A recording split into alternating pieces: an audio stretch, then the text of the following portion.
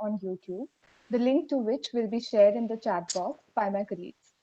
We welcome you to revisit the content yourself and share it with your colleagues. This webinar will be running for 1.5 hours, and during this time, we request the audience to kindly keep their cameras switched off and mics muted at all times. We encourage our attendees to post questions in the Q&A and chat boxes at any point during the webinar. And while these will be addressed during the designated Q&A sessions, speakers are also encouraged to answer these through the Q&A box and chat box. Okay, on behalf of TERI and the Adaptation Futures Secretariat, I extend a very warm welcome to all our esteemed panelists and attendees to our pre-conference webinar series for the month of May 2021. The pre-conference webinars are designed to highlight the need to accelerate adaptation in today's uncertain times. Today's webinar features presentations and discussions of the key findings from the 2020 Adaptation Gap Report. In view of the Global Stocktake coming up in 2023, the webinar will provide a snapshot of where the world stands in its collective efforts to adapt to the impacts of climate change. It presents conclusions from the report's assessment of progress in 3 central elements of the adaptation process that include planning, financing, and implementation. It also provides an overview of the progress on the same 3 elements for nature-based solutions to adaptation, which is the special focus selected for this year's report based on the growing connections and potential for synergies between the climate and biodiversity agendas, as well as the urgent need for policy and action to secure and harness nature's benefits. To begin today's session, I would like to invite Mr. Atul Bagai, Head, India Country Office, UN Environment, for his special address. Mr. Bagai joined UN Environment's Ozone Action Program under the Montreal Protocol as the Regional Officer for South Asia in 2000 and served as Senior Regional Coordinator to build the capacity of sub-regional networks in Asia and enable them to meet the compliance targets under the Montreal Protocol. In that capacity, he spearheaded and led some innovative initiatives with the Executive Committee of the Multilateral Fund. Prior to joining the UN Environment, Mr. Bagai worked with the Government of India for 17 years in a number of senior positions. I now hand it over to Mr. Bagai for his special address. Thank you, Dhriti, and I hope you can hear me. Yes, sir, we can. At the outset, I would first like to welcome all the participants for this very important webinar today. And I would like to express my gratitude to the World Adaptation Science Program, WASP, and TERI for organizing this webinar, and also the monthly webinar series that they have been hosting in the run-up to the conference. I would also like to congratulate the authors of the Adaptation Gap Report 2020 and for highlighting the importance of adaptation action to tackle climate change. Today, what I'll do in my short opening speaking points would be to highlight just 3 or 4 very key messages that are coming out, not only from this report, but also from the wealth of experience that has been gained in this very critical area over the past few decades. And I think this report summarizes some of these key points very well and can be a very good pathfinder for the practitioners of adaptation. When we talk of adaptation in a country like India, I think the first message I would like to highlight is the diversity of vulnerabilities and the climate risks that a country like India sees on a regular basis. And if we take an example of year 2020, it was a poster year of what happens when risks intersect. The pandemic, the locust swarm attacks in the northern India, the frequent cyclones along the eastern coast, which we had, and in fact, we are now gearing up for a similar one in Gujarat right now as we speak, and the temperature and rainfall variability across the country. So this is a very important element that needs to be looked at when we're talking about adaptation. Another message which comes out very clearly from this report also is that there is no one-fit-all kind of an approach for adaptation. adaptation has to be country specific, and there is a need for customization. And in a country like India, in fact, it cannot be also a country specific. It has to be regional or sub-regional or even city specific or rural specific adaptation approaches that would need to be followed. A third message, which is very important, is, and it talks about financing, is that we should embed climate resilience into the business continuity plans. That's very, very important. And that's where the role of private sector also becomes very, very important, not only for financing of adaptation action, but also for the implementation action within the businesses that they would need to take for looking at adaptation from their perspective. So the private sector involvement is very, very critical and very, very important.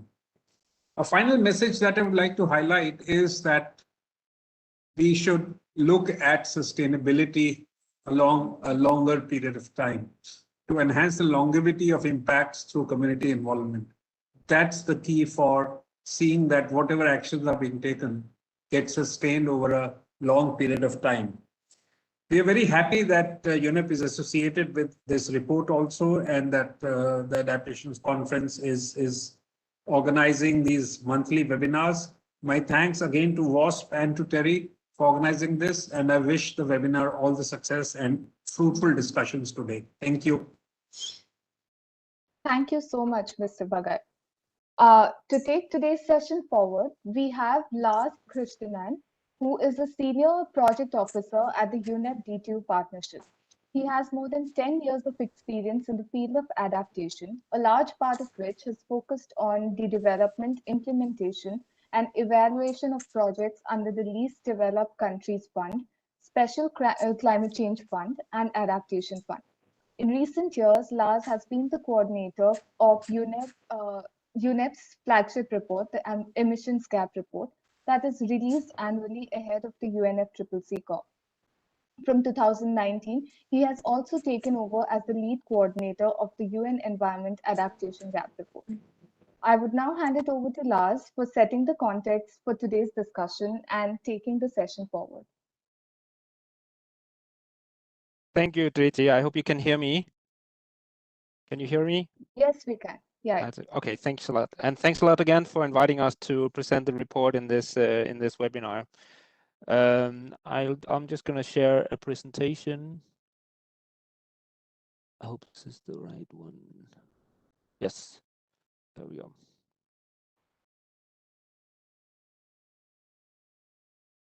Good. So UNEP has been producing adaptation gap reports since 2014, and this is the 5th edition. You can put in the presentation slide mode. Is it not up? Bigger side? No. No, it's screen visible, but the bigger screen. Slideshow. Okay. Help, TERI. Can you help me what I need to do? There is a lower right-hand corner of your screen, Lars. Oh, now it should be there. Now it should be there. Yes, I think. yes. Is it there? Okay, good. Yes. Thanks again. And sorry for that. Not. So again, UNEP has been producing the adaptation gap report since 2014, and this is the 5th edition. Since the beginning, the core objective of the adaptation gap reports has been to assess global adaptation gaps and inform on the status and results of global adaptation efforts. And these are the reports you see here. From 2020 and going forward, the adaptation gap report will have a recurring 3-part structure. That is, it will have the same basic outline that will apply to all adaptation gap reports to be prepared towards the first global stocktake in 2023. Part 1 is the core element of this recurring format and involves an assessment of progress in 3 central elements of the adaptation process: planning, financing, and implementation, as Triti also mentioned, with 1 chapter dedicated to each, as indicated here. Part 2 is a deep dive that is a more detailed assessment of the same 3 elements for a selected theme or sector. In 2020, the selected theme was nature-based solutions. The purpose of the deep dive is twofold. First is to provide a more detailed picture of progress in that selected theme or sector. And second, it adds supplementary perspectives, nuance, and detail to the overall progress assessment in the report. And the theme is selected from year to year in light of global development, international priorities, and the needs of the UNFCCC. And finally, part 3 synthesizes the findings from part 1 and 2 into a status of global adaptation progress and offers an outlook on future developments. And just to finish off, this figure, which is taken from the report, summarizes the conceptual framing in the 2020 Adaptation Gap Report. The Adaptation Gap Report aims to assess global progress on adaptation, and progress in this report is understood at 2 distinct levels of analysis. First, progress can be considered in the context of outputs from the adaptation process, that is the sum of activities engaged in to help achieve adaptation objectives. And this basically corresponds to answering the question, what are we doing today to adapt? And while this isn't by no means a straightforward or trivial methodological exercise to answer that question, data generally allows a relatively comprehensive picture of progress at the output level. However, assessment of adaptation outputs only provide a preliminary part of the progress story. The big question, of course, is to what extent are we actually reducing climate risk levels today and in the future? Or to put it in a different way, is our progress on outputs actually translating to outcomes, and are those outcomes adequately considering the magnitude of impacts as we expect? Such outcomes can be further split in 2, as indicated in this figure. We have observed outcomes, that is the outcomes that we can observe today, and the expected outcomes, that is the future outcomes that we are expecting from currently planned adaptation efforts. Outcomes are unfortunately much more tricky to quantify with current methodologies, and assessment of outcomes in the Adaptation Gap Report is therefore, at least for the time being, only possible to a limited extent and more qualitatively than what is possible for outputs. Of course, our hope is that future Adaptation Gap Reports will be able to go further, both in terms of improving methodologies and scope of data for the output assessment, but also in terms of increasingly providing better outcome assessments, including more quantitative assessments eventually. So I'll stop there with the opening presentation and framing, and then I'll hand it over to Annette Møhner from the Adaptation Division at UNFCCC. And Annette was a lead author of the planning chapter and will present the key findings on progress on adaptation planning. Annette, I hope you're there. Yes, you are. Good. Yes, I am. Thank you very much, Lars. And I'll try to go into presentation mode. And I will take you briefly through the chapter on assessing global progress on adaptation planning. And as many of you may recall, the 2015 Paris Agreement highlighted the importance of national adaptation planning. It also said that as part of the Global Stocktake, it would undertake a review of the adequacy and effectiveness of adaptation. However, parties could not or did not agree on a methodology for reviewing the adequacy and effectiveness. In our chapter, we looked at existing framework and indicators to undertake a quantitative and qualitative review of different planning instruments of 169 countries, and we assessed adaptation planning along 5 criteria that you see on the right side of the slide, including whether or not the planning is comprehensive, whether it is inclusive of different stakeholders, whether the planning actually is set up to be implementable, also to look at whether adaptation is integrated across different sectors, but also across different levels.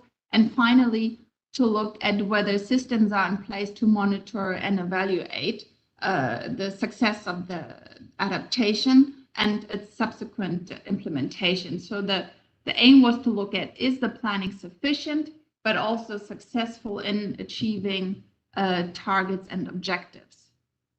What we found through our analysis is that 72% of all countries have at least one national level adaptation planning instrument in place. We also note that 125 developing countries have begun the process to formulate and implement national adaptation plans. Back at the time 20 had theirs completed.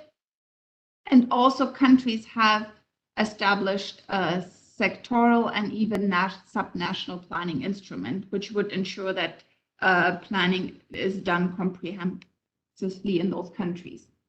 However, when we look at the criteria themselves, the success is less likely and the analysis is mixed. While on the one hand side, more than half of the countries met criteria for comprehensiveness and engaging stakeholders, scoring on implementability and monitoring and evaluation is still rather low, which could, of course, potentially constrain any implementation. When it comes to the integration of adaptation planning, there the picture is also mixed. All 2/3 have horizontal coordination mechanism, that is across different sectors and ministries. When it comes to vertical coordination, that is to ensure that any national planning is also integrated in subnational and local planning, it's less so. The hope is that as more consistent information is being submitted under the Paris Agreement and parties advance their adaptation plans, that we can provide a more nuanced analysis, but also as the quality of adaptation planning improves, the likelihood of success is increasing. And with that, I would like to thank you and hand back over to Lars. Thank you, Annette. And I'm now going to hand over to Romain Wijkmans from Université Libre de Bruxelles. Romain was a lead author in the finance chapter of the report, and he will present the key findings on financing for adaptation. Yes, thank you very much, Lars. I hope everybody can hear me. So I'll start sharing my my slides. I hope you can see them. Let me put them in full screen mode. Okay, can you see them in full screen? It was just full screen, Roman. I think you'd need to do whatever you were doing before again. Okay, let me see.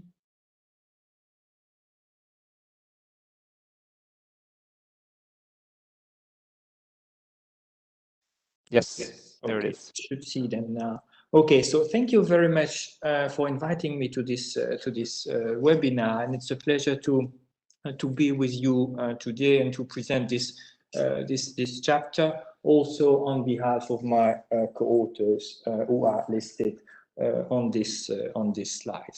So one of the key messages of our chapter is that many different challenges complicate the estimation of both adaptation costs and adaptation finance. And in our chapter, we have really tried to explain these various challenges. And that's important because these challenges make it hard to quantify the gap between adaptation costs and adaptation finance. However, what we can say is that available estimates of adaptation costs and adaptation finance tend to show that a major adaptation finance gap remains in quantitative terms. So if we try to look at adaptation costs more closely, well, we haven't made any new estimates of adaptation costs in this 2020 adaptation gap report, but the 2016 adaptation gap report concluded that annual cost of adaptation in developing countries alone could range from $140 billion to $300 billion annually by 2030 and reach up to $500 billion by 2050. It's also clear that adaptation costs are higher for high-income countries in absolute dollar value, but that adaptation costs are higher relative to GDP for low-income countries. Another key finding is that the benefits of investing in adaptation are often far higher than the cost. And a very important consideration to bear in mind when considering adaptation costs is that high levels of global mitigation action significantly reduce future adaptation costs. Turning now to the issue of adaptation finance, our understanding of the status of adaptation finance flows is heavily constrained by data availability. Some international concessional public finance flows are well documented. However, much less data exists on domestic public sector finance and also on private sector investment in adaptation. In addition, there is no systematic tracking of public or private financial flows that could undermine adaptation objectives or lead to maladaptation. And that's a big problem because when climate risks are not factored in, into investment decision-making, they could increase the vulnerability to climate impacts of individuals, companies, regions, or countries. Another important point to bear in mind is that the amount of funding for adaptation does not provide much information about efficient or effective use of these funds. According to the data that is reported by developed countries and multilateral development banks, international public adaptation finance to developing countries is increasing over time. But the exact amount of adaptation finance flows to developing countries remains contested, as there is no agreed methodology to account for climate finance under the UNFCCC, for example. It's also important to highlight that adaptation finance remains a fraction of overall development finance. In 2018, approximately 6% of bilateral development finance and 15% of multilateral development finance targeted adaptation. In total, it's unclear whether the increase in finance over time is narrowing the distance to meet increasing adaptation costs. In addition to discussing adaptation cost and finance, our chapter also highlights two new trends in adaptation financing.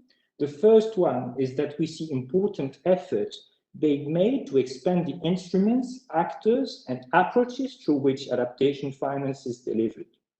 Evidence suggests that adaptation projects become bigger and move beyond pilot projects. While adaptation projects are predominantly grant-based, the share of non-grant instruments is increasing. In our chapter, we use the Green Climate Fund's adaptation portfolio as an illustration of this trend. The second trend that we identify in our report is the increasing momentum to ensure a sustainable financial system, which is crucial in order to implement Article 2.1c of the Paris Agreement on the redirection of all financial flows towards low carbon and climate resilient development. What we see is a clear pattern toward new taxonomies and standards that are emerging in various parts of the world, for example, in the European Union, but also in China, in order to establish criteria for determining whether an economic activity qualifies as sustainable. And in our chapter, we discuss how this can help to identify and track financial flows for adaptation.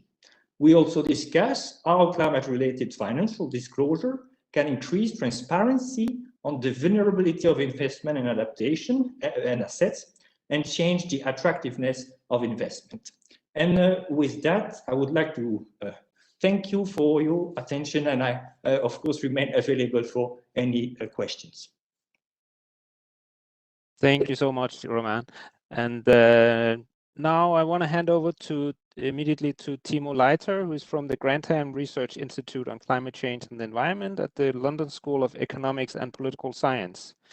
And Timo was the lead author on the implementation chapter of the report, and he will present key findings on progress on implementation.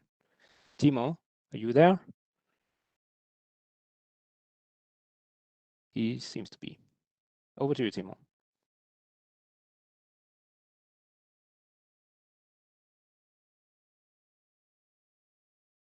Timo, we don't hear you. Maybe you need to unmute.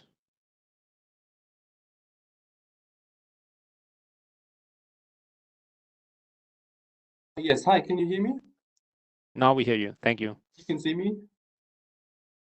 I cannot, but yes, now we can. Now we see you. Yes, sir. Yes. Yes, sir. We can see.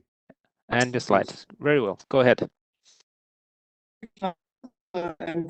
Dear colleagues on the line, thank you very much for inviting me to present the implementation chapter of the 2020 Adaptation Gap Report.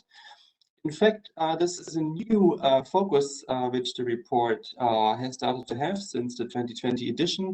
Look at the implementation of adaptation on the ground, because if we want to understand adaptation progress, it's essential to look at what is actually being done. And so in the 2020 report, we used two data sources to estimate the extent of adaptation action globally.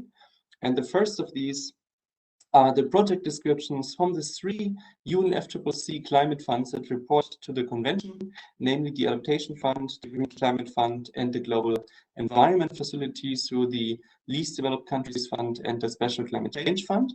And here we focused only on projects which are primarily addressing adaptation to climate change, i.e. projects which are marked as principal objective adaptation under the Rio marker system. That was the first source of data we used.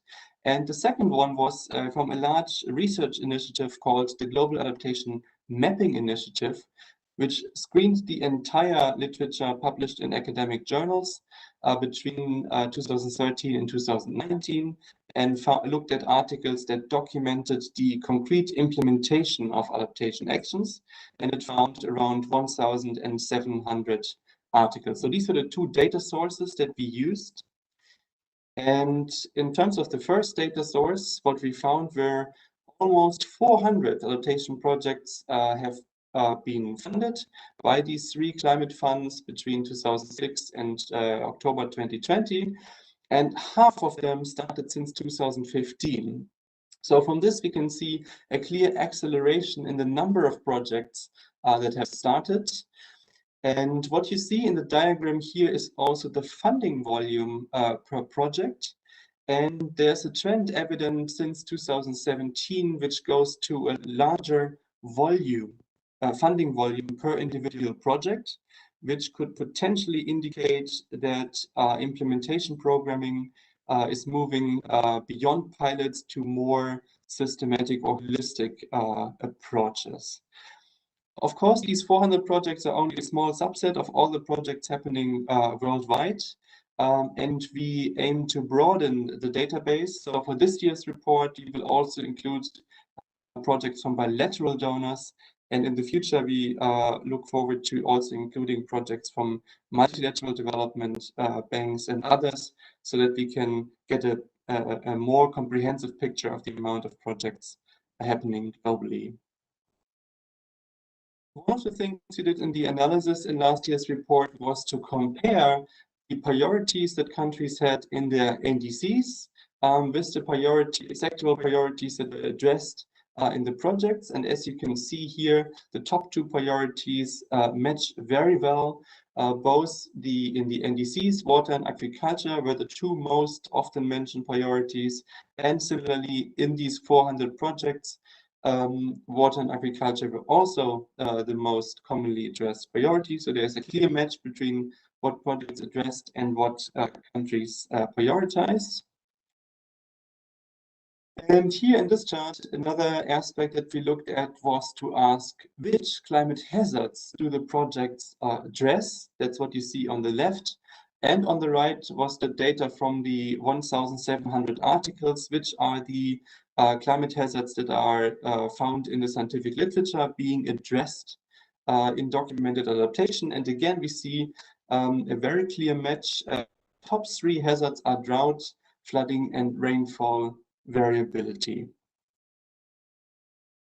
In terms of information on climate risks and risk reduction, as Lars mentioned in his introduction, it is unfortunately still very difficult to find data for the outcomes of projects.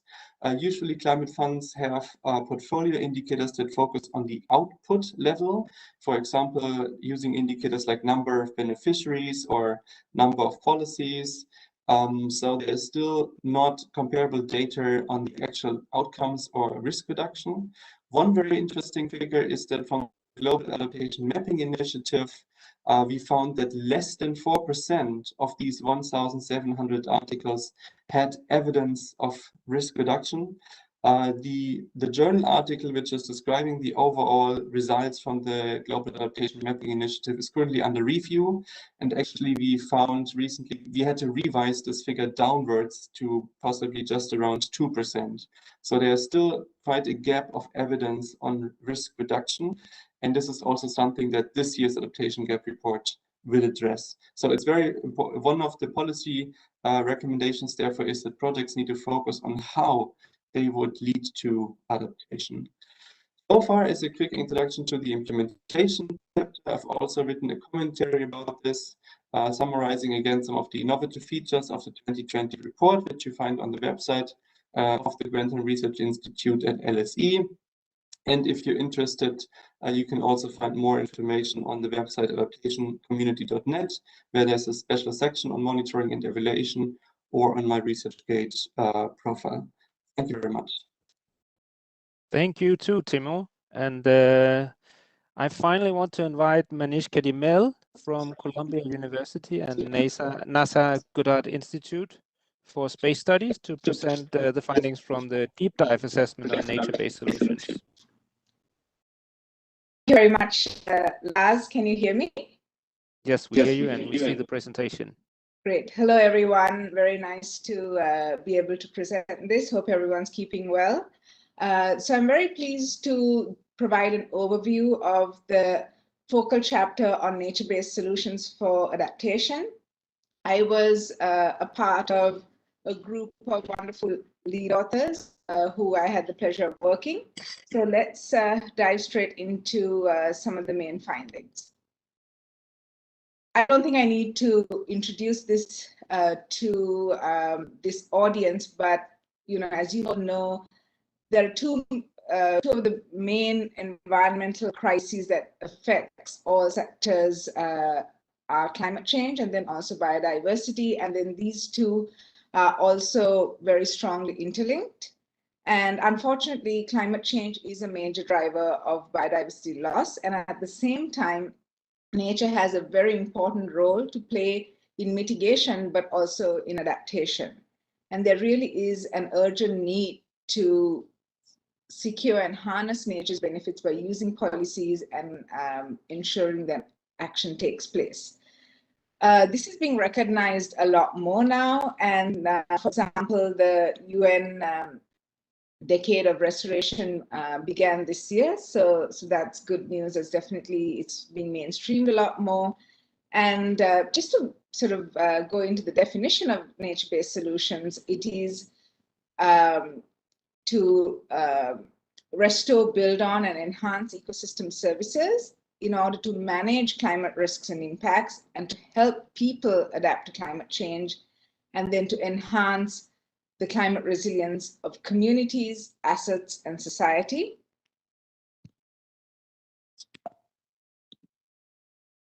So we have a number of sections in this chapter, and the first one looks at the interlink between biodiversity and climate risk. Ecosystems that play a critical role are unfortunately highly vulnerable to climate change. But there are approaches in which these can be minimized, and that's of course very important to accelerate mitigation. But in the meantime, we can also use climate-informed natural resource management and conservation activities to minimize these risks. Typically, NBS is applied to address four main broad categories of climate-related hazards. These are coastal hazards, intense precipitation, rising temperatures, and drought. And throughout the chapter, we include examples in each section that highlight how this information has been utilized in the real world. And one of the examples for this section is how climate change was integrated into planning in the Mesoamerican Reef region. Another key section is nature-based solutions in planning. And here the authors looked at planning documents from around the world. And they found that about 60% of countries included aspects of nature-based solutions in their nationally determined contributions in those adaptation components. But a majority of this, and you can see this in the map below as well, a majority of these were from least developed countries. And in many cases, the goals were very broad and very few, about a third, actually less than a third, talk about targets. And it's quite similar with the national adaptation plans as well. And one thing that is important to highlight is that nature-based solutions require system scale approaches because it requires planning and coordination, across national boundaries and also other jurisdictional boundaries. And once again, we have various examples, and we highlight the St. Lucia's adaptation strategy, which for the water sector, which uses ecosystem-based solutions.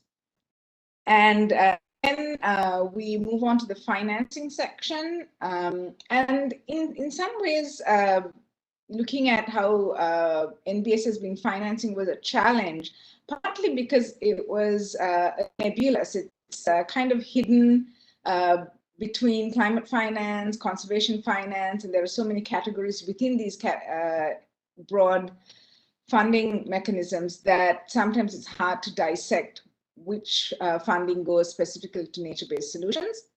But despite that, we were able to find some statistics. And we found that the cumulative investment in adaptation projects from some of the major global funds is now at 94 billion, which is, and of this, we estimate that about 13% contain nature-based solutions, and only yet a fraction goes for implementation. In the chapter, we go into a lot of gaps and some potential solutions. And these include things like diversifying and expanding the funding base, creating enabling conditions. There's also a list of various sources of financing. And then we have a couple of examples, and one is a green bond that included green infrastructure as one of the components. And then in the implementation section, there was once again a comprehensive analysis, and it found that there was an exponential increase of NBS for a period of time, and then it plateaued, and now we see about 70 new initiatives a day based on the databases that we analyzed. And then the analysis also showed that about half of these were in rural areas, about a third in urban areas, and about a fifth in coastal areas. And this Sankey diagram provides a good sense of how projects are being implemented and what mechanisms are being used and what hazards. And we found that intense precipitation was the most common hazard that's being addressed, followed by drought, rising temperatures, and coastal hazards. And as you can see from the right-hand column, a wide range of nature-based solutions are being used to address these. In order to conclude, these are just some highlights of the key messages. As I mentioned earlier, the good news is that there is an increasing recognition of the role of nature-based solutions and how vital they are. These are being seen in national and international policy and actions. Also, what's advantageous is that nature-based solutions can be low-cost options, and they provide environmental, economic, and social benefits. And these benefits can, positively impact a range of stakeholders, including marginalized groups. But we, of course, need to take all of these groups into account when we plan. The challenge remains that high-end climate change can pose a lot of limits on the effectiveness of nature-based solutions. Unfortunately, this means that it increases societal vulnerability, and it also gives us less adaptation choices. As I mentioned previously, adaptation plans do acknowledge NBS, the ecosystem vulnerability components, and the role that they can play.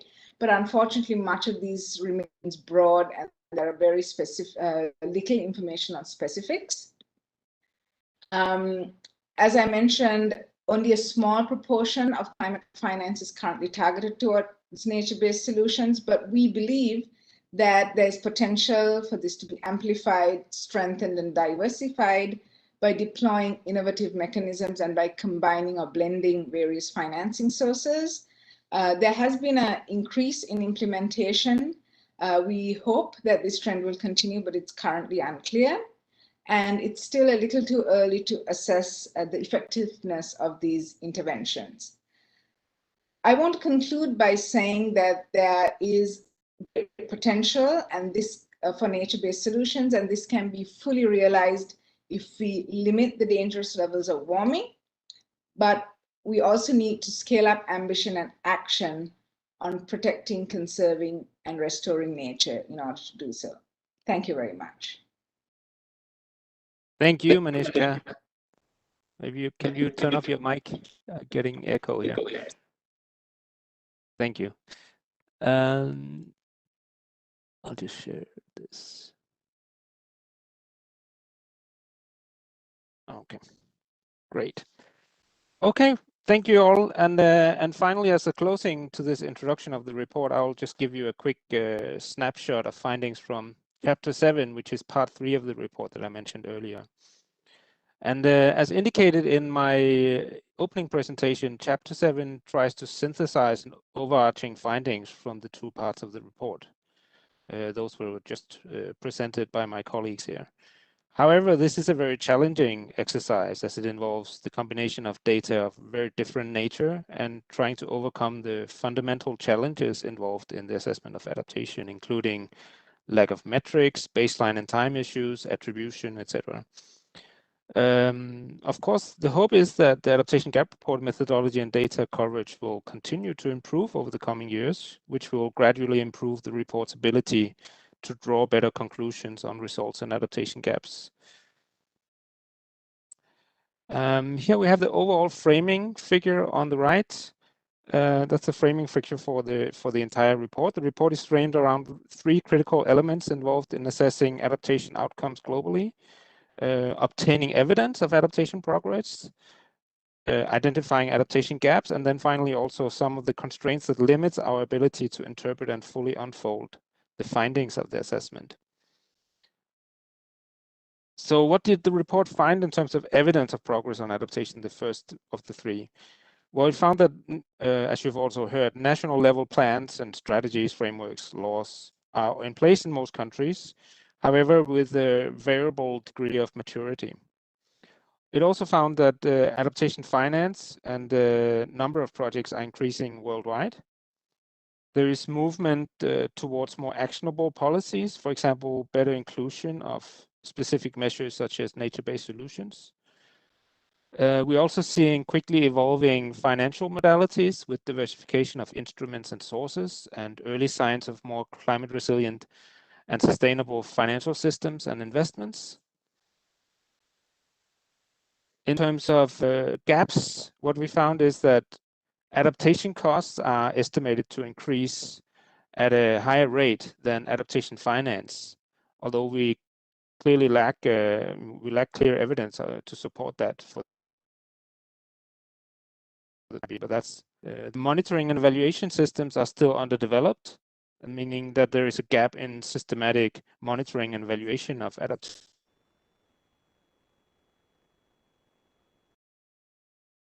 We also then, in terms of full adaptation policies at subnational levels, we found there's a limited understanding of future trends in adaptation.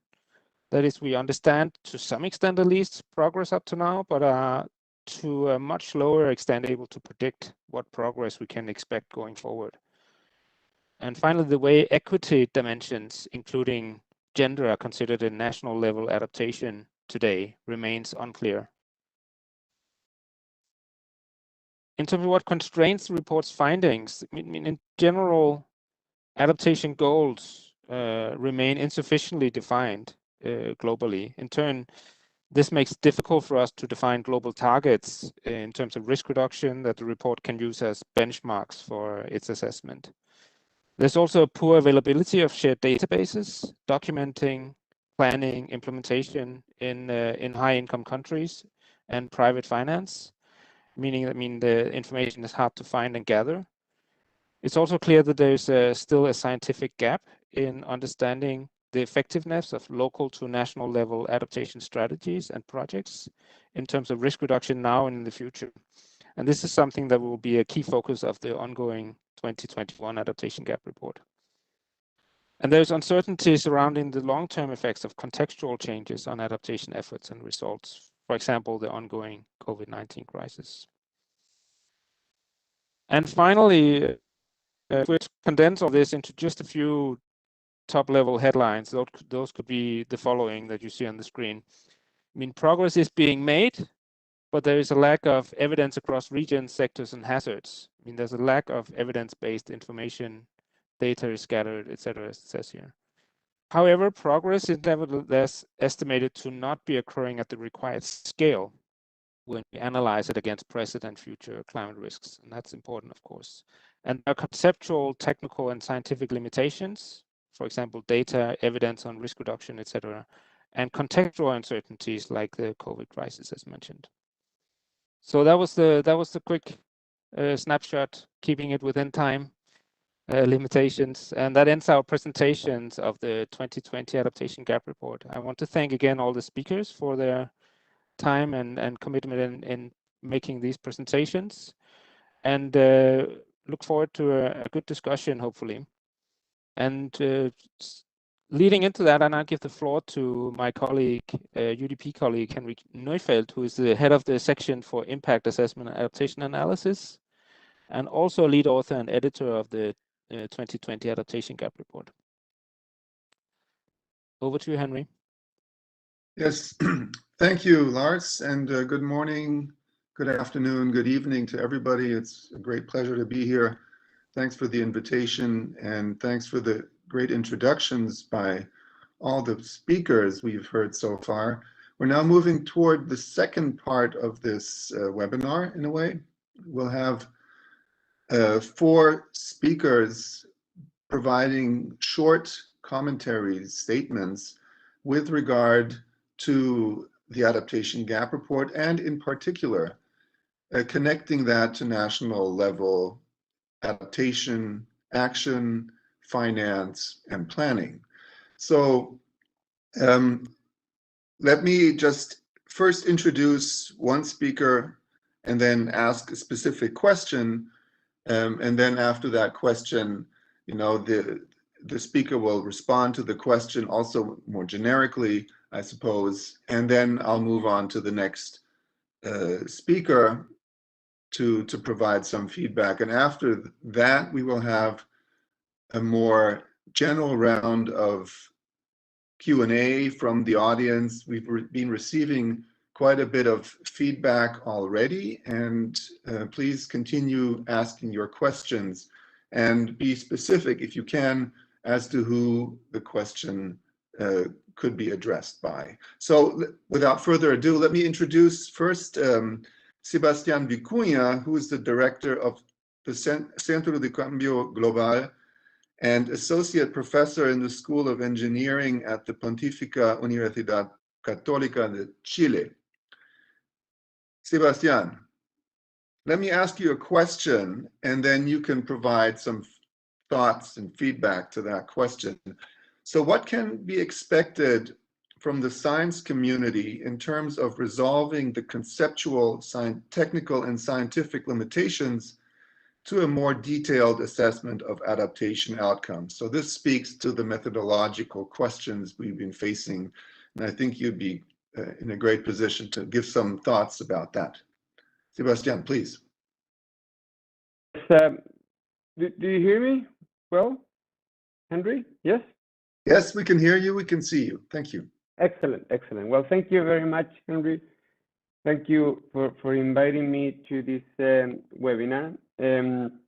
I will be speaking from my experience as researcher participating at IPCC and WASP, which is the main reason I'm here in this call now. But I think more importantly, I will speak here from my experience of working with the government in developing a series of adaptation plan documents in Chile. I worked for the National Adaptation Plan, the Infrastructure Adaptation Plan, the Cities Infrastructure Plan, and now I'm providing some advice for the preparation of the Water Resources adaptation plan.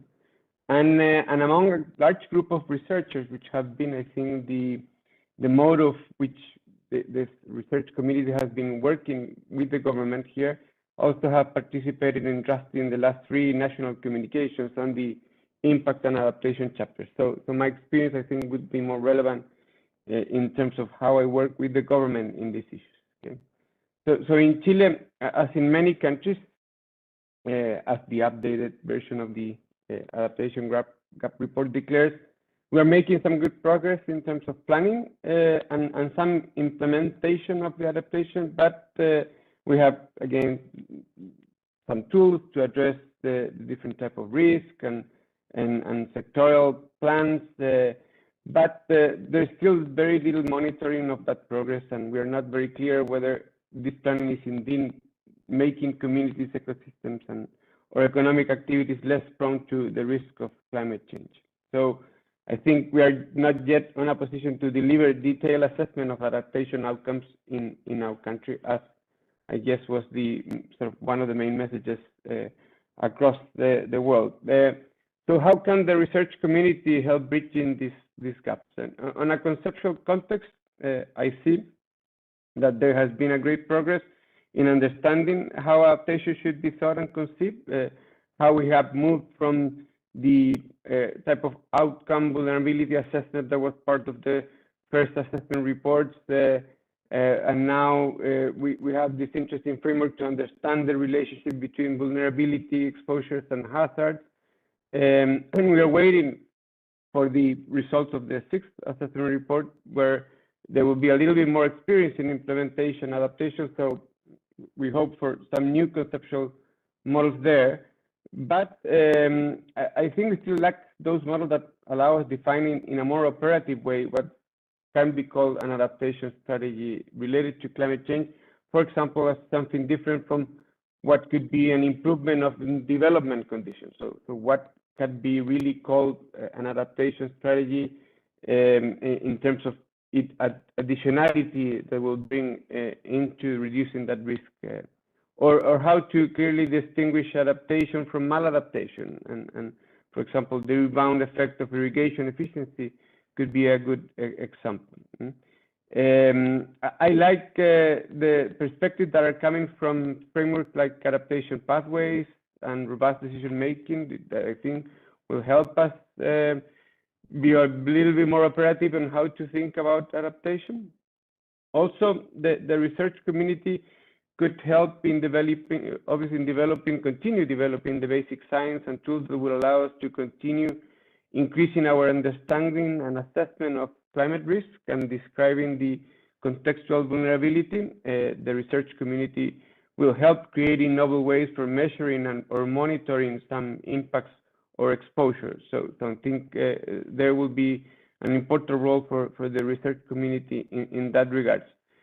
But I think again, having the experience of working with the government and what the government can provide for measuring the outcomes of adaptation, I think the research community has little to do if there are no basic monitoring systems that are run by governmental offices to move along in this process. I see in the Chilean case some improvements, but there's still a lot of limitations to perform a proper monitoring and evaluation process. For example, crop production and so assessing the risk or the impacts of adaptation measures in the agriculture sector. We have census that are happening every 10 years, and that is obviously not the enough amount of time to allow us to do quick assessment of how things are happening, are being implemented, but remote sensing satellite data could be used to complement the information, for example, that the government is producing. So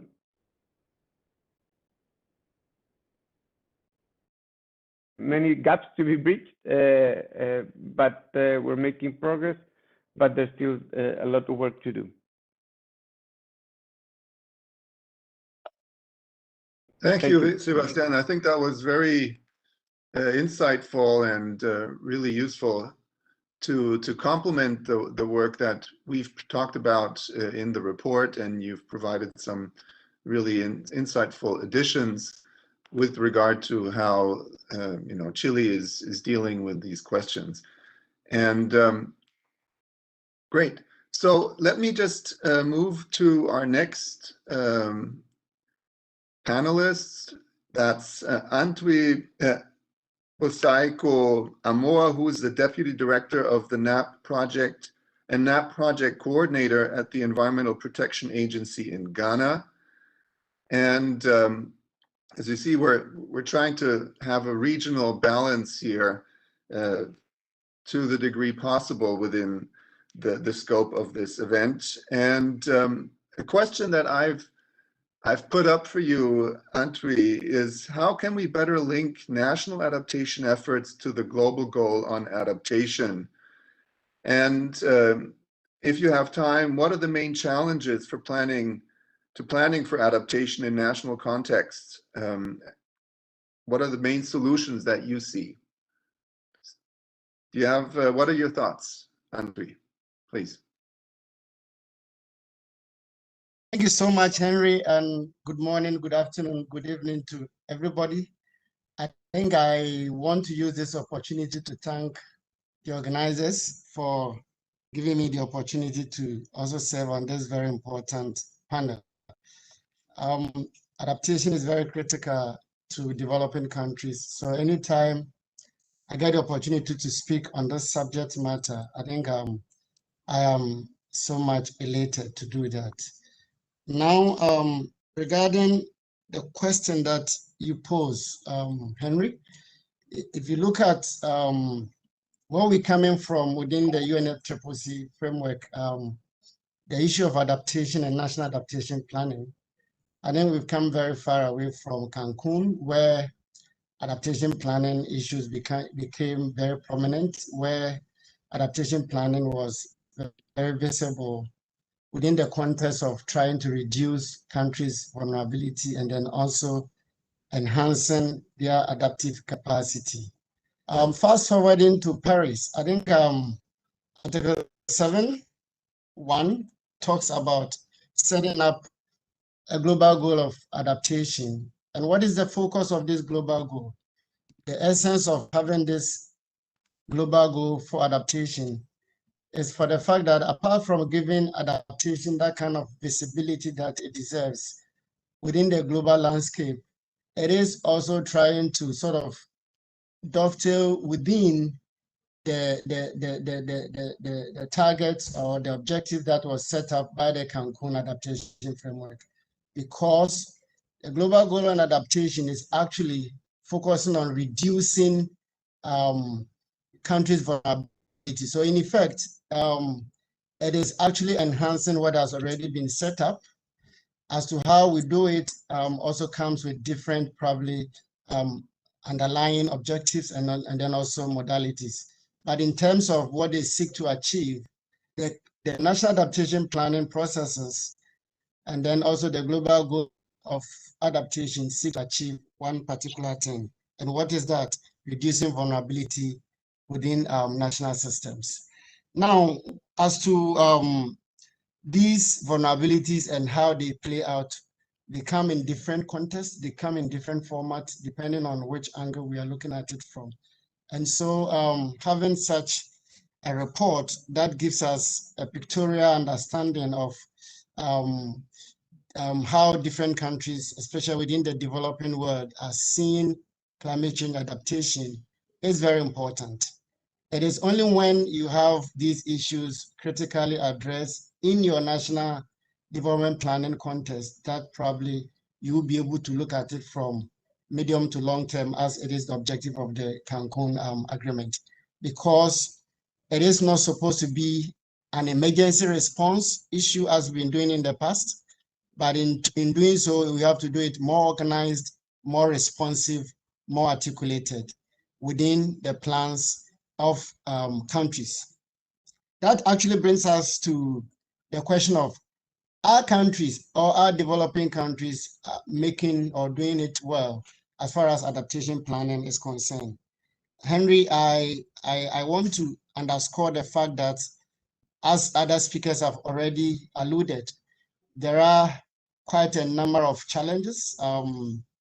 But let me start from the positive side, because now when it talks about NAPs, it appears that quite a number of countries understand the relevance of having NAPs within their development agenda. And that's a very big plus. From the presentation that we saw earlier on, I think currently we have over 125 countries that have started some sort of NAPs to some extent. They are at different scales and at different levels. But then at least about 125 countries are working on something within the NAPs. That is very positive. In terms of progress, countries are also at different levels of progress, but the challenges are common, because I coordinate national adaptation planning for the G77 in China within the UNFCCC process. And I think from the discussions that have been going on from country to country by sharing experiences, certain things are very common. One, quickly, is the issue of adaptation planning itself. How visible is it to national decision makers? When I say national decision makers, I think I'm talking about those at the highest level. How is the political buy-in picture looks like? It is not quite maybe the same in a number of countries, because we need to actually make a business case as countries to our leaders. What is the additionality that adaptation planning brings to normal development?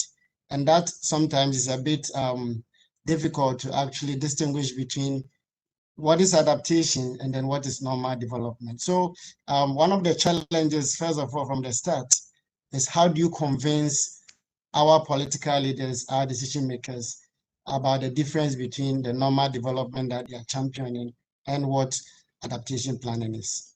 A second issue that probably, per my experiences at the national level, looks at some of the issues that they've already talked about, data and capacity to be able to plan, because we're talking of planning.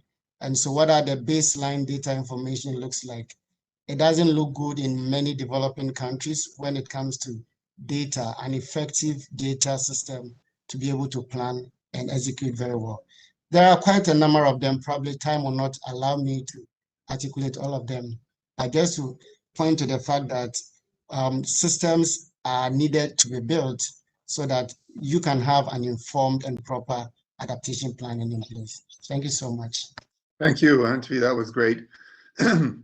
So I won't repeat any of what you just said in the interest of time. And we'll move to the next speaker, who is Salimul Haq.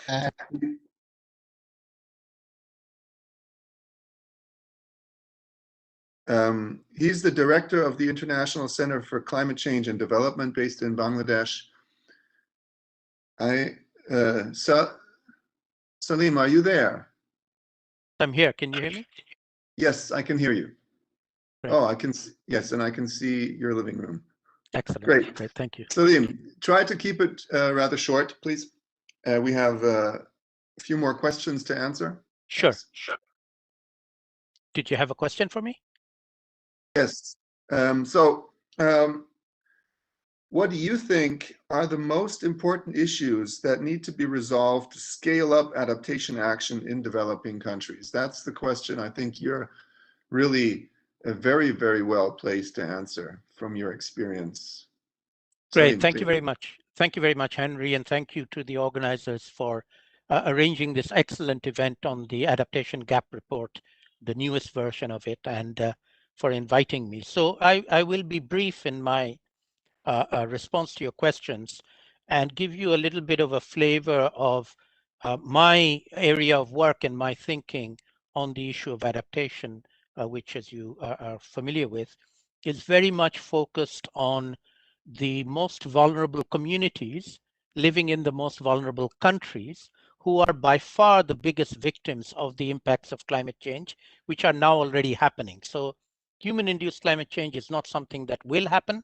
It is already happening. It's happening in the poorest countries and the poorest communities already. And the efforts to adapt to the impacts of climate change at the global level, which the Adaptation Gap Report is doing an excellent job of trying to collate, and at the national level, which many national governments are particularly trying to address in the national adaptation plans, are another good effort. Unfortunately, both the global and the national don't connect very well with the local. The vulnerable communities who are the victims of the impacts of climate change are not seeing much of either the finance or the support trickling down to them that is being made available. Even if one argues that the global amounts available are not sufficient, whatever is being made available, even that is not reaching the most vulnerable. So to me, the biggest challenge for all the actors at the global, national, and local level is how do we improve that situation? Because we cannot go on this way. We have failed to support the most vulnerable victims of the impacts of climate change on the planet, and we have to do a much, much better job. And I hope that in the future adaptation reports, you might want to make a theme on how do you actually support the most vulnerable communities through locally led adaptation. And as you know, the area of work that I now do is a growing bottom-up approach to local adaptation, which we call locally led adaptation, which is involving the vulnerable communities, not making them targets or beneficiaries of largesse from abroad, from above, either from the national government or for the global systems, but rather involving them in the decision making, listening to them, treating them as actors with knowledge and experience, and listening to their knowledge and experience in designing things that help them in what they are doing to deal with the impacts of climate change. To me, that remains the central challenge in the adaptation arena for all of us players, global, national. And it's a growing area of actors acting, things being done, projects being done, activities happening, and funds flowing. Inadequate amount of funds, but funds are flowing, but they are not reaching the ultimate beneficiaries or people that we should be thinking about. And we need to improve our ability to do that. So to me, the central challenge, which I would like to leave with all the actors involved in the adaptation gap report, and I'm a great fan, I've been contributing to it in the past, I hope I can continue to contribute, is next time let us focus on how do we improve locally led adaptation, because that's the biggest gap we have. Thank you. Thank you very much, Salim. I think that was a really important message that you conveyed here to the audience, to all of us who are working in this space, to listen to local actors and connect global and national level adaptation, planning, finance, and implementation with these actors. I think that's a very important message. Thank you. So our last panelist, not the least, of course, is Swati Pillai, who is an associate fellow at TERI, the host of this event. And my question to you, Swati, is twofold. So what are the main issues that need to be resolved toward the first global stocktake? I expect everybody knows the global stocktake the first one will start in 2023, and then it will take place every 5 years to assess the global progress toward the global goal on adaptation. And second question, how can we better link national adaptation efforts to this global goal on adaptation? Swati, please. Thank you, Henry. So your first question on what are the key issues to focus on for the first global stocktake. Now, we understand global stocktake is a good way forward to reflect on the collective global effort towards adaptation. To make information collection and compilation process in the GST a more robust exercise, one needs to understand that you have countries like India, which need capacity development, not just to develop, let's say, a reporting mechanism, but also to identify which indicators would need a stocktake on. So the challenge per se with countries, developing countries, is the availability of data and mainly the frequency of it, the ways to collect it, and the ways to report it as well. For example, in India, you have, we currently submit data that's nearly 6 years old. So how do you create systems and institutions and build capacity to the extent that you have an information management system in place that's more robust? So 2 cents here would be frequency of data. How do you ensure that it's up to date for such countries? And how do you ensure that there are resources, financial as well as technical, in place to get these data and therefore to develop a reporting framework eventually? The second question, which is how do you link national efforts to the global goal on adaptation?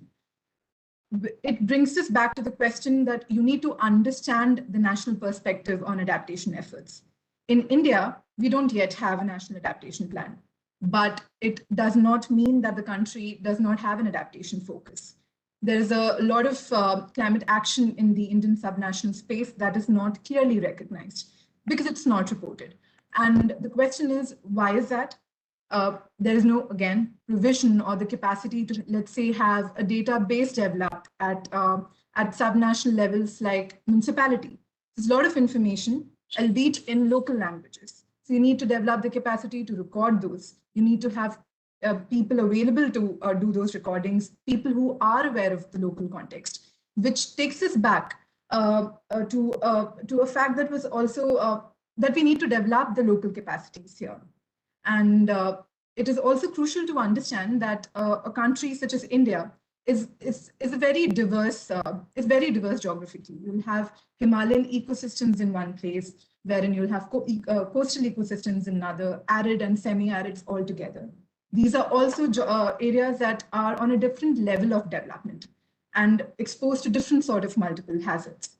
So while there are state action plans at a subnational level, there are national missions on, let's say, sustainable agriculture, water, on Himalayan ecosystems. They do not together come to inform a national adaptation plan, or let's say a national dialogue on adaptation for the country. So you need to understand that we need more state-specific strategies, a more state-specific subnational understanding of what these vulnerabilities are for the different subnational actors. India does attempt to do it through the state action plans for climate change. We had the first lot of SAPCCs coming out as back as 2008, but these were, since they were a first effort, it was mainly a compendium of action that the states had undertaken. We are now in the process of revising the state action plans for climate change, and TERI, along with UNEP, is working on the revision of few of these for 2 states here, so as to be able to propose state interventions that are more time-bound and more specific. It is also crucial to understand that you would need policy nudges and you'd need investments to have better forecasting and impact modeling capabilities at a subnational level. It also takes us back to the point of having a more robust financing system in place, because clearly the budgetary allowances are not enough. Public money is not enough. You need to incentivize the private sector to be able to supplement adaptation efforts within a country.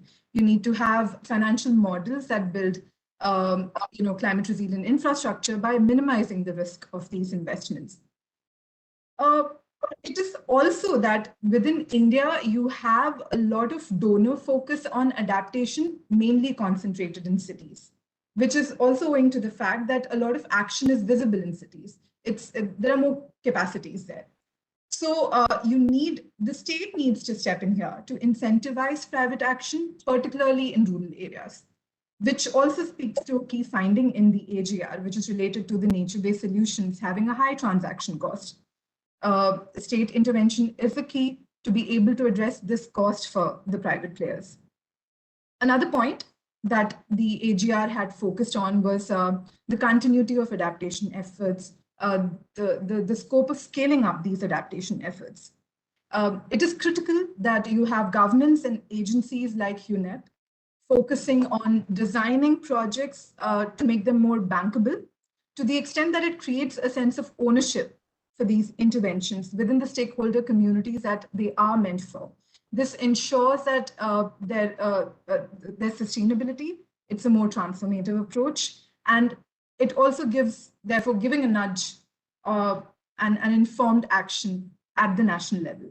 So it is only when you have countries being able to develop a national dialogue on adaptation, would you be able to comment on how to link it to the global discourse? Does that answer your question, Henry? Sorry, I was muted. I couldn't find my mouse. Thank you very much, Swati. That answered my question very well. And I think we've heard an enormous amount of detail so far from our 4 panelists. Now, I would like to go back to a broader sort of set of questions. We've been receiving a large number of questions, and I'm afraid we're not going to be able to answer all of them within the scope and the time we have for this event, which, you know, we basically have 15 minutes left in time. And so I'd like to ask a question and would ask the speakers to give short answers, really short answers, and then we'll have to see how far we can get with the second round of questions. First to the speakers and then also to the other panelists. So a question for Annette. Based on the results of the report, and in particular from the perspective of the UNFCCC, what are the main issues that need to be resolved from your perspective toward the first global stocktake? Annette. Thanks, Henry. I think one of the aspects, and that has been discussed by other panelists, is the question of methodologies. And also, as Andri said, when it comes to the global goal on adaptation, we may need to have a little bit more descriptions as to what do we mean by it in order to actually review progress towards it. So that is one aspect, clarity on methodology. And the second aspect is really input from countries themselves. So if you look at the Paris Agreement, the main input would be the adaptation communications. However, there we still have below 20. So what we need is by the end of this year to have more country-led information that would then allow us to draw any conclusions from them. Thank you, Henry. Back to you. Thank you, Annette. I think that was very illustrative, and it answers to some degree some of the questions that have come in already, and also responds to what some of the panelists have been referring to. Romain, I have a question for you regarding climate finance. What are the main constraints against more investment in adaptation? How could climate finance for adaptation be incentivized and scaled up, in your view?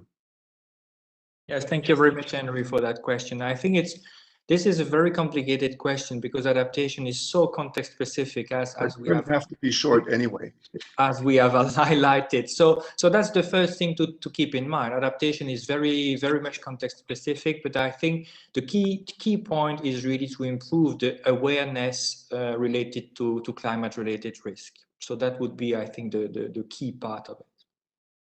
Great, thank you. Timo, a question for you on implementation. So how do you think it would be possible to get better information about the outcomes of adaptation interventions? What are your thoughts? Thank you. That's a very good question. That's exactly the question we aim to address in the next edition of the report. So there are multiple ways. One way would be to see, look into evaluations of projects, or to get more information from the climate themselves on the results that they find. And in general, like strengthening the awareness that it's important to report on the results that are being achieved by projects and through international fora. Thank you. Great. Thanks, Timo. And a question to you, Manishka. So could you highlight a few gaps and solutions for overcoming the challenges related to nature-based solutions in terms of the planning, finance and the implementation at scale, that is? You know, what are the challenges? What can be done to overcome the challenges in your view? Sure, thanks, Henry, for that. I think, you know, one major gap we all found across all three areas is information. Information is a big barrier, and also usable information that had implications for all sections of the nature-based solutions chapter, mostly because, you know, I mentioned that in the finance section that, you know, the financing was nebulous, but in some ways even the other sections are, because even with implementation, we found, for example, that a lot of, especially because it's nature-based solutions, there were adaptation components in some of the large mitigation projects that, say, included, you know, reforestation and things like that. So I think that's one, but I think that's an area that is growing, and we need to expand the information that's available, but also consolidate it and make it available easily. And I think monitoring and evaluation is another that can also feed into that gap. And, you know, we also need to improve national reporting further. And I think I also saw a question from the Q&A sections on, you know, what dimensions do adaptation projects address in terms of vulnerability, exposure, and hazards. And I think that that's relevant here, because I think in the implementation section, for example, we found some information, Henry, you led that and did the Sankey diagram, where we found quite a lot of information on hazards, for example, and found that intense precipitation, for example, was the one that was addressed by a lot of projects. But there was, I feel, not so much information on vulnerability and exposure, and that's something that we also need to address in future. So there are lots of other gaps in solutions, but you know, things like scaling up is really important. And in finance, I think there are some innovative examples that, you know, COVID recovery packages can include the adaptation and resilience as well, blending financing sources. So there are, you know, definitely some solutions that we can have. Thank you. Thank you, Manishka, and I'm really glad that you raised the issue of COVID in this context. We hadn't spoken about it before, but of course it is a big issue here with the pandemic raging across the world, and the developing countries in particular suffering, as usual, the most impacts and having the greatest challenges going forward, and of course also recovering from the pandemic. And I think you're absolutely right, and the possibility, the need to make sure that the recovery packages address the issues of a low carbon development, climate resilient recovery. We take these questions into account. Okay, great. Thank you, Manishka. And we have a lot of questions, as I've said before, and it's not going to be possible for us to address them all. We will try to respond to them through the chat box and give responses. So I have a few questions that I've noted down, and I will go forward as far as possible. And then, unfortunately, I'm pretty much constrained because I have another call coming up very soon at the top of the hour. And I would then, when I have to leave, pass it over to Swati and her team to ask a few more questions if they want to stay on, if people want to stay on the call. Unfortunately, I cannot do that because I have a really important meeting coming up at the top of the hour. So I apologize for that. And we'll try to ask a few more questions. And unfortunately, I won't be able to summarize the event in the at all. What I can say at this point is, and I'll try to do that very quickly, is first of all, before we go to more questions, we've made progress. We can see that in all areas, in planning, in finance, and implementation.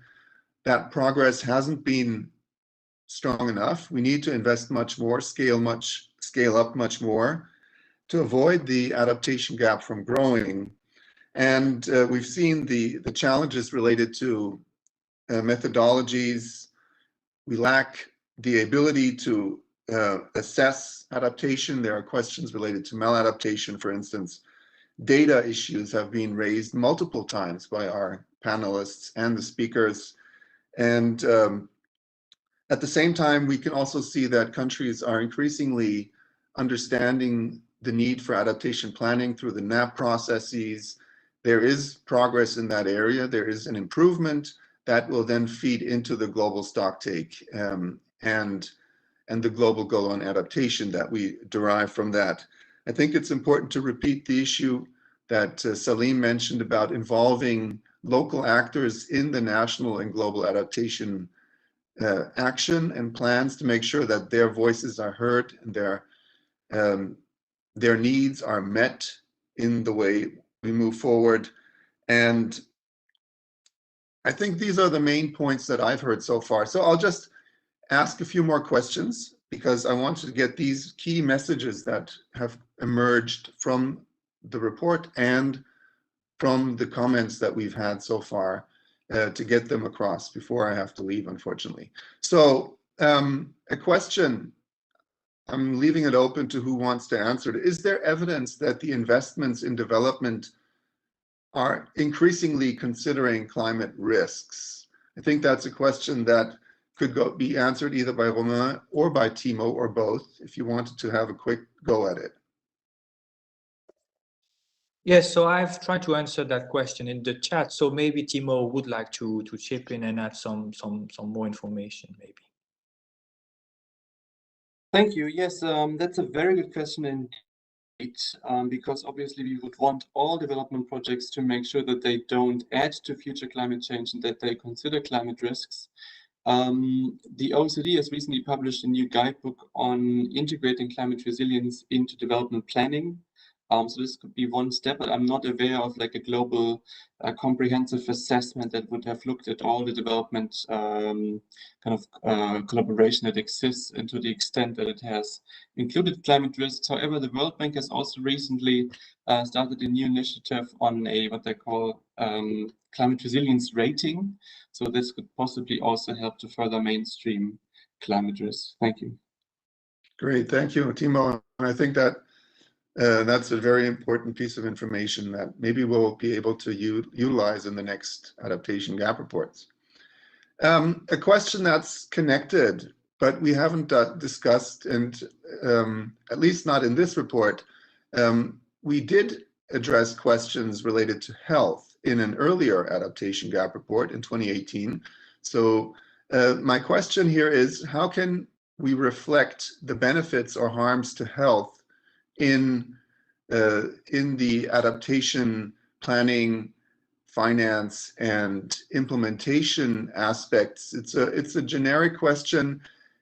We didn't address it here, but I would like to ask the person who asked the question to make sure to have a look at the 2018 adaptation gap report. Would any of the speakers like to have a quick response to that question?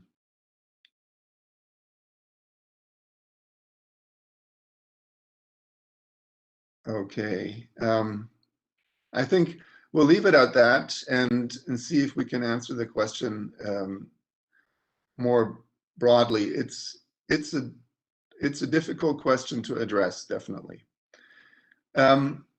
Manishka, a question to you. Is it possible to assess the effectiveness of nature-based solutions in reducing climate risk, but also with regard to biodiversity? So this is going back to the question of the results of the work that's being done, the implementation. I think as I mentioned, and it was also one of the key messages, it's so challenging to identify the impact and effectiveness of projects. I think there are,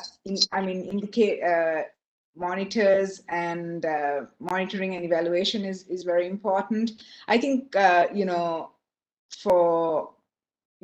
are obvious measurements that we can use, like we can use satellites, instruments like that, to see, coverage from ecosystems, and some of those ecosystems, for example, if it's mangroves, then there's definitely a more direct nature-based solutions associated with those. So there are mechanisms, but I think something that's very challenging is just using that example alone, what's the quality, right? You can sometimes see the quantity, you can measure something, but how effective it is something challenging. And I think one way to overcome that is, really monitoring and increasing the long-term monitoring. As we know, one of the big challenges with a lot of adaptation projects is they're very small. They went from 2 to 3 years in length to now 5 to 10 years. But even that amount of time is insufficient to see the real effectiveness, because some of it is slow onset. So that you might be able to monitor. But unfortunately, sometimes, in order to measure effectiveness, there has to be a storm or, some sort of disaster occurring. And unfortunately, during that time, recovery and immediate solutions to help those affected is the focus, and sometimes measuring effectiveness becomes more challenging. So that remains to be one of the big challenges, and I think there's a lot more that we need to do in terms of when we give funding, ensuring that there's a long-term component to it to measure effectiveness. Great, thank you, Manishka. And I can only add to what you just said. I think it also speaks a bit to Timo's intervention about the results that we can assess more generally when it comes to adaptation interventions, not only, of course, with regard to nature-based solutions. We need more time, and a lot of the interventions, the actions are taking place now, and it takes a while to sort of flow through the